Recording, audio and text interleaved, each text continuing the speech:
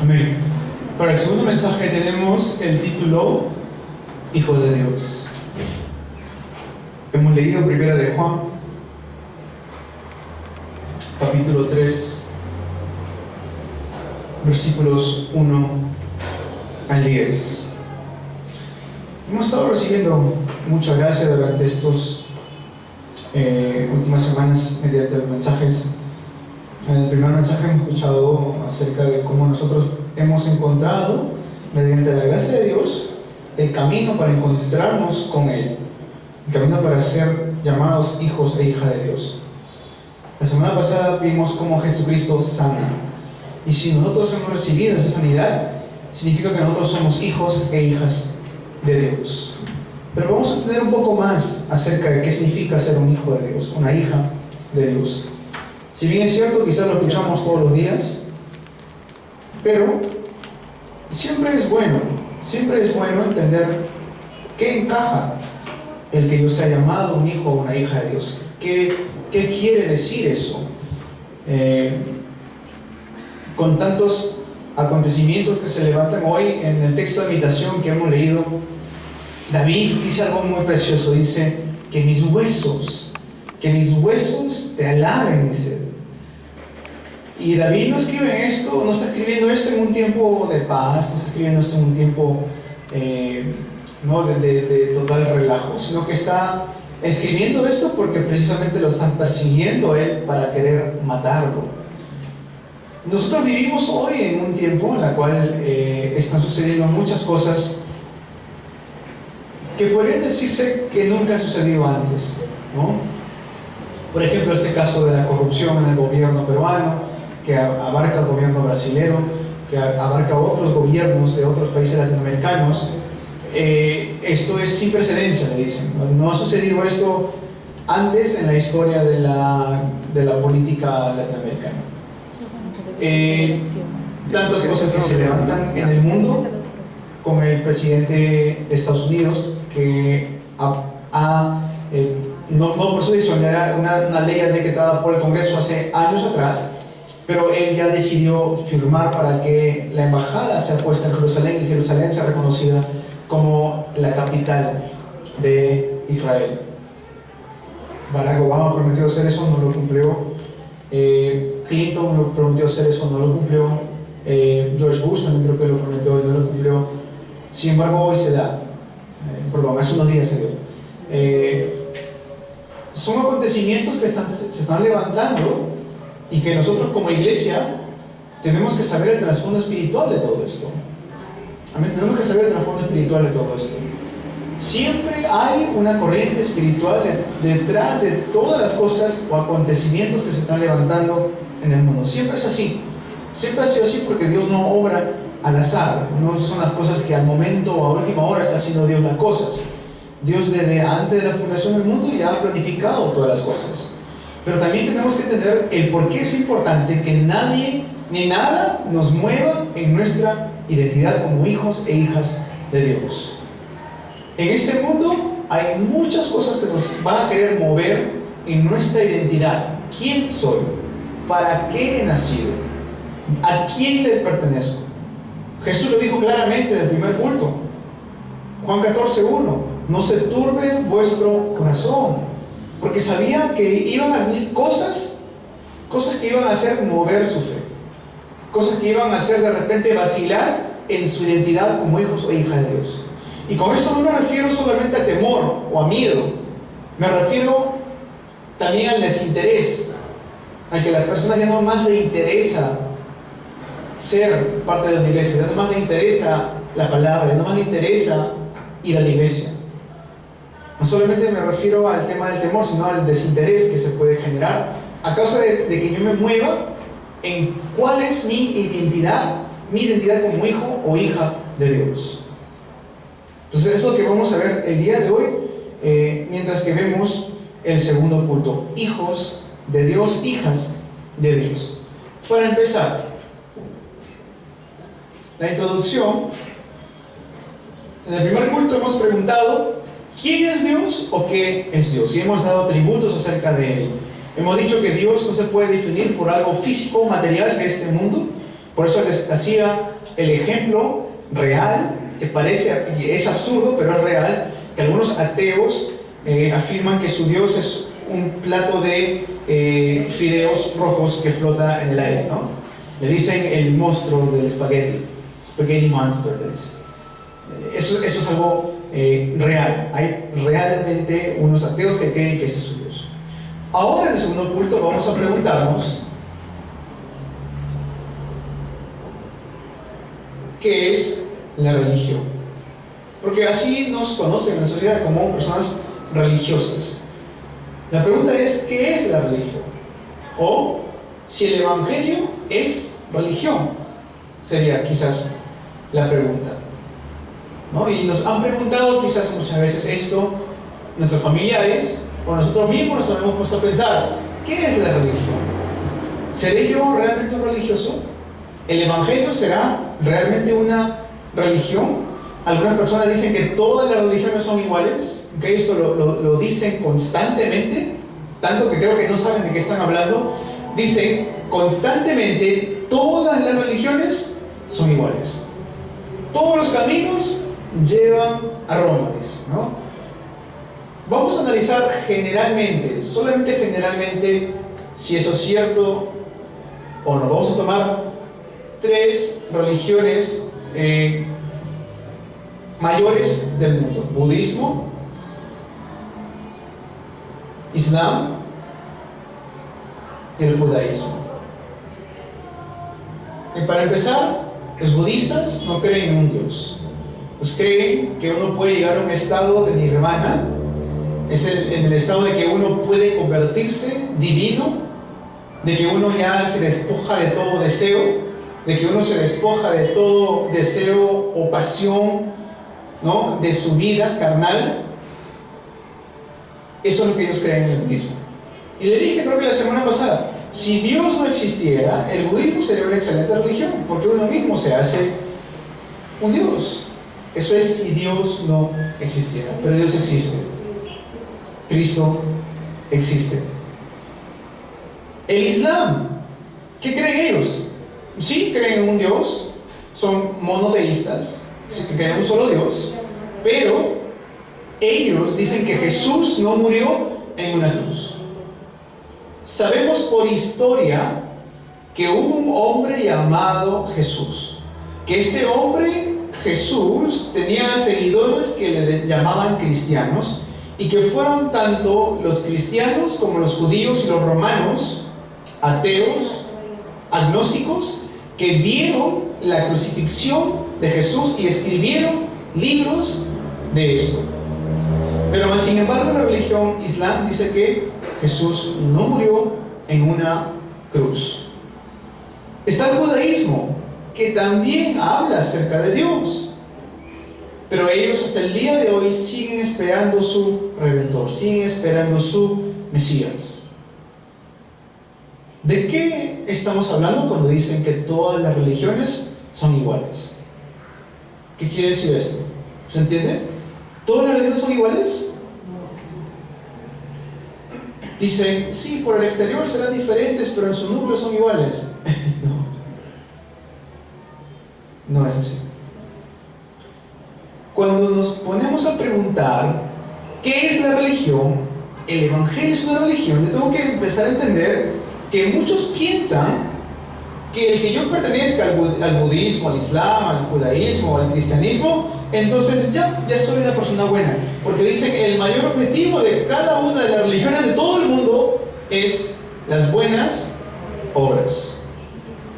Por eso cada uno de las personas que no van a una iglesia, no son parte de una religión, pues dicen, yo tengo mi religión, yo no hago nada malo a nadie, yo doy de comer a los pobres, yo ayudo a los necesitados, No estoy matando, robando, ni asesinando a nadie. Yo soy un buen religioso. Es más, en el campo nos dicen mucho esto. Soy católico. Y lo dicen como que es un escudo ahí, ¿no? Soy católico. No, sacan como la Mujer Maravilla y su escudo. Soy católico. ¿Qué quiere decir eso? Si yo digo yo soy cristiano, ¿qué estoy diciendo? Que soy un seguidor de Cristo. Que sé que Él es mi Redentor, mi profeta, sacerdote y rey. Sé que yo voy hasta el fin del mundo predicando su palabra. Yo soy un cristiano, creo en un Dios trino. Pero cuando ellos dicen, yo soy católico, ¿sabrán qué significa eso? Todas las religiones son iguales, dice. Entonces, ¿qué hacer ante esto? ¿Qué significa ser cristiano? ¿Qué significa ser un hijo de Dios? ¿Significa que yo sigo a quién? He decidido seguir a Cristo. He decidido seguir a Cristo. He decidido seguir a Cristo.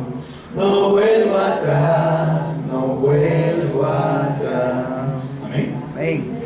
Eso significa ser un cristiano, que somos seguidores de Cristo.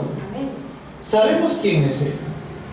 Sabemos en quién hemos creído. La semana pasada estuvimos hablando en la conclusión, no podemos dejar de decir lo que hemos visto y lo que hemos oído. Seguidores de Cristo. La religión se basa en obras humanas. Eso es lo que es la religión.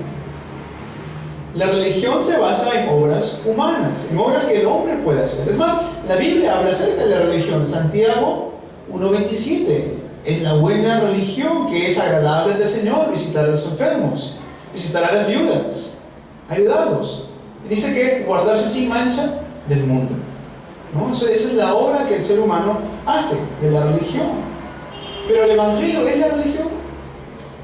Es la pregunta, ¿el Evangelio es religión? Juan 10:10, ¿qué es el Evangelio?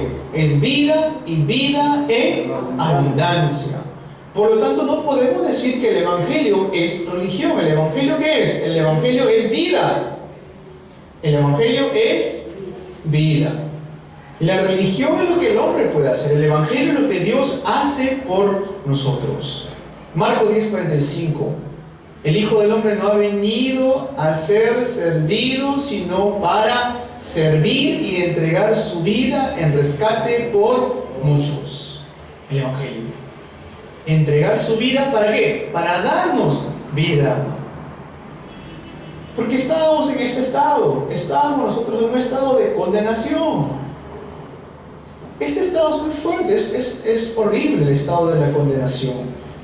No podemos llegar a pensar en su totalidad qué es la condenación. Piensan que el ser cristiano es una simple religión porque no se dan cuenta de que el hombre está en un estado de condenación. Entonces, como no saben que el hombre está en un estado de condenación, que el hombre no es justo, Romanos 3:10, que el hombre está bajo pecado y está destituido, privado de la gloria de Dios, como no saben esto, es por eso que piensan que el cristianismo es una religión. Una religión para hacer buenas obras, para hablar bien de tu hermano, para poder cuidar al prójimo, para poder alimentar a los que no tienen que comer, para poder vestir a los que no tienen que vestir. Que ahí quedó la religión. Eso significa ser cristiano. ¿Eso es todo realmente? Condenación es lo que hemos estado nosotros. Hemos estado en condenación. No solamente eso, en Efesios 2, del 1 al 2, seguíamos y estábamos atrapados ¿por quién? Por Satanás. ¿Se dan cuenta de esto? Las buenas obras no me salvan de esto. Las buenas obras no me justifican a mí. Dios dice en su palabra que esas buenas obras, nuestra propia justicia, es como trapo de inmundicia, son suciedad ante su presencia. Las buenas obras no me van a mí a acercar a Dios. Las buenas obras no me van a librar de las manos del diablo. Las buenas obras no van a poder librarme a mí de los estados del no creyente, de los 6 estados del no creyente. No vamos a poder hacer libertad.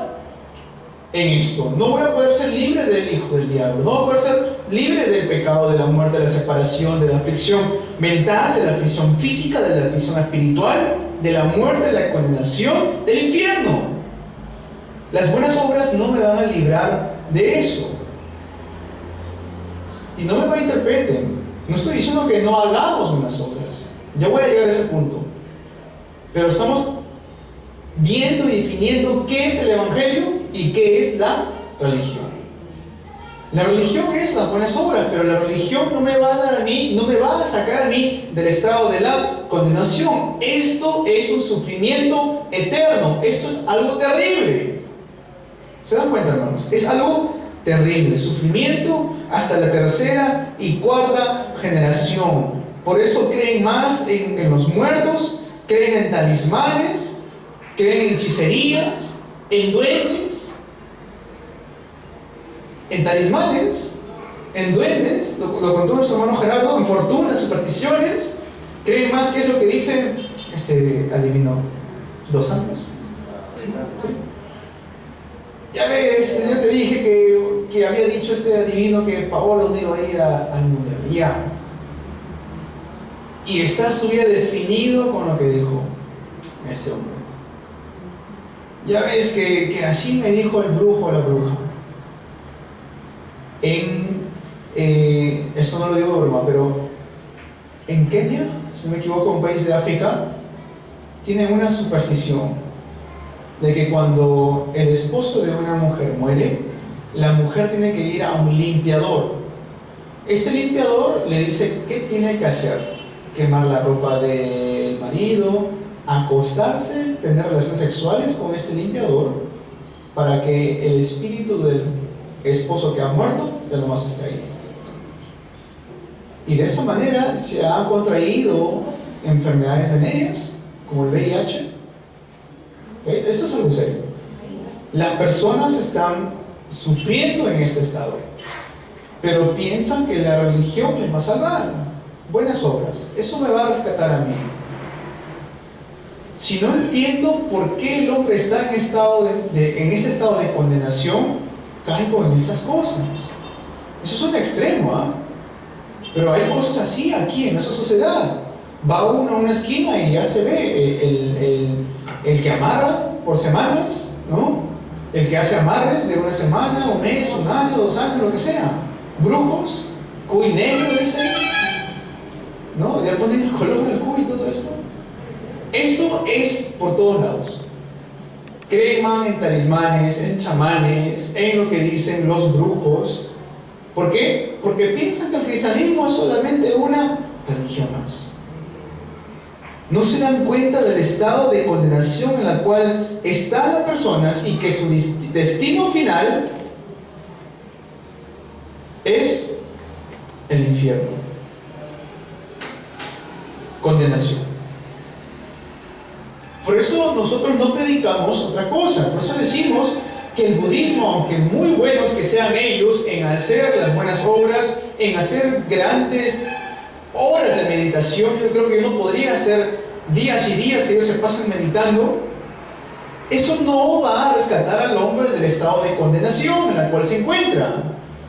El Islam, el judaísmo, el taoísmo, el panteísmo, tantos ismos que existen, no me va a rescatar a mí de las manos del diablo. El estado de condenación del ser humano. ¿Qué me rescata a mí? ¿Por qué solo Cristo?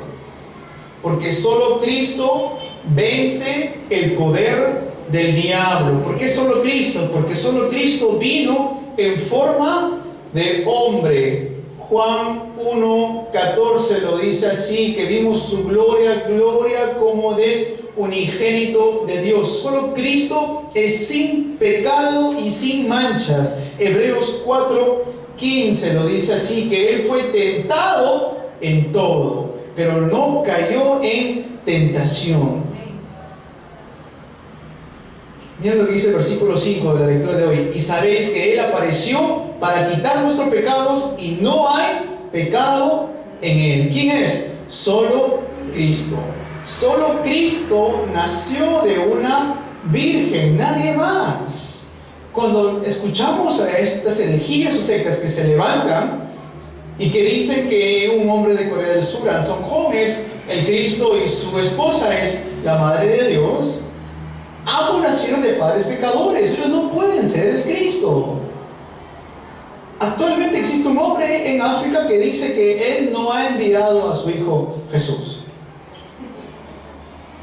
Así dicen ellos.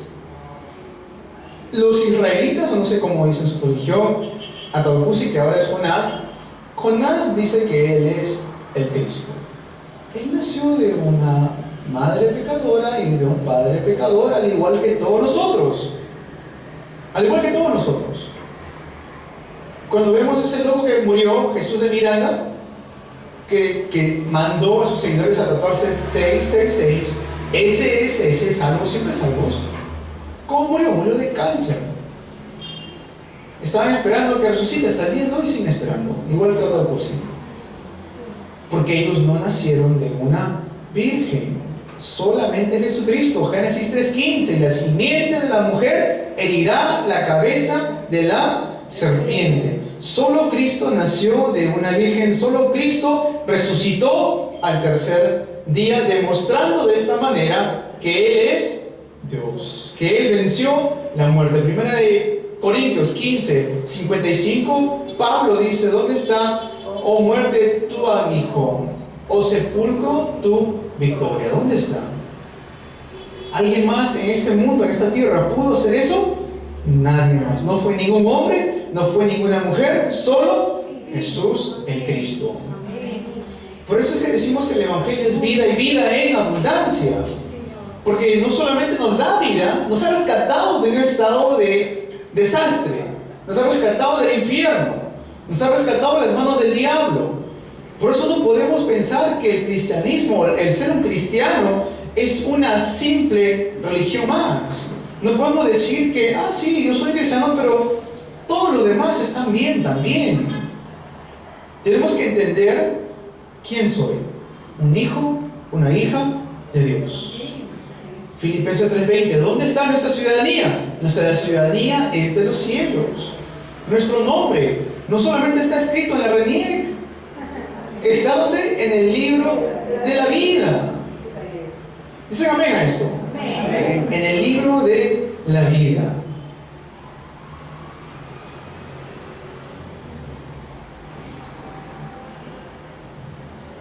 ¿Qué es la salvación? Versículo 1 dice: mirad cuál amor nos ha dado el Padre para que seamos llamados hijos de Dios. Miren, dense cuenta el amor del Padre que Él nos ha dado para que podamos ser llamados hijos e hijas de Dios. En el versículo 2 dice esto: amados, ahora somos hijos de Dios. No está preguntando, está haciendo una afirmación. Amados, ¿qué somos ahora? Hijos e hijas de Dios.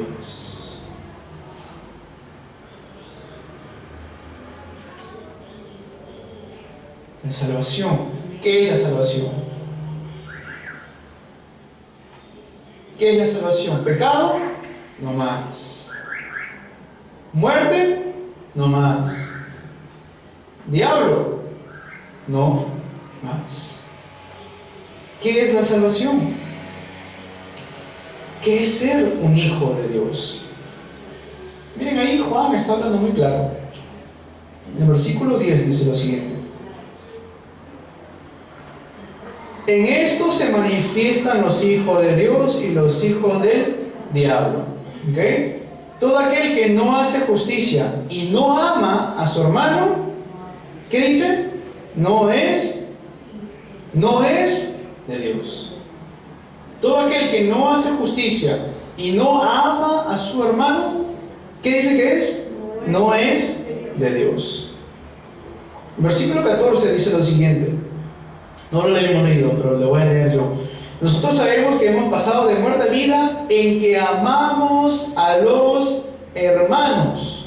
el que no ama a su hermano permanece en muerte. El que no ama a su hermano permanece en ¿qué? En muerte. Cuando decimos que somos una iglesia unánime en Cristo, significa que nos amamos. Amén. Amén. Yo le bromeo, a veces no me cree. Le bromeo, hermanos, mírense bien porque esa cara es para siempre. Ya de aquí lo vamos a ver hasta la eternidad. Amén. Amén. Cuando tomamos la Santa Cena, ¿por qué creen que decimos hay que perdonarnos? Si yo no me perdono como hermano o hermana en Cristo, ¿en qué permanezco? En muerte todavía. Si yo todavía tengo algún tipo de rechazo o rencor o nada de amor a un hermano o una hermana, ¿dónde estoy yo todavía? En muerte. No puedo decir yo solo Cristo y después mirando mal a mi hermano, insultando las espaldas a mi hermano. No puedo decir eso, porque no soy de Dios si hago eso. No lo digo yo, no me miren mala, lo dice la palabra de Dios. Yo también estoy incluido en esto. Está clarísimo. Está clarísimo. Y en esto muchas veces hemos fallado como iglesia. Muchas veces fallamos en esto, no solamente nosotros. Las iglesias del mundo, por ejemplo, cuando sale algo en la sociedad, lo primero que salen es hacer una protesta, pero no parece una protesta pacífica, más parece una protesta que quiere imponer y que no hay amor en eso. Cuando, por ejemplo, hablamos de la homosexualidad, nosotros no estamos de acuerdo con el matrimonio homosexual, ¿ok? No decimos eso, pero ¿esto significa que tenemos que aborrecer a todos los homosexuales? No, absolutamente no, pero muchas veces eso sale. Lo primero que sale es la discriminación. Tenemos que aprender a amarnos. Primeramente, dice, más todavía con los nuestros y después con el mundo. Amén. Amén. Porque si no, dice que no somos de Dios. El que no ama a su hermano permanece en muerte. Si aborrezco a mi hermano, miren lo que dice el versículo 15. Todo aquel que aborrece a su hermano es homicida, y sabéis que ningún homicida tiene vida eterna permanente en él. Amén. Todo aquel que aborrece a su hermano, puede incluir hermana también, ¿ok? Es que homicida. Es homicida. Entonces, cuando decimos salvación, ¿qué significa? Que yo amo a mi hermano, yo amo a mi hermana. ¿Amén? ¿Amén? ¿Amén? ¿Amén? ¿Amén? Tan bonito es decir amén. ¿Sí? Sí. Esto es lo que significa ser un hijo, una hija de Dios. Tiene que haber frutos, tiene que haber evidencias. Tenemos que ser una iglesia que realmente ama. Porque eso es lo que significa ser un hijo, una hija de Dios.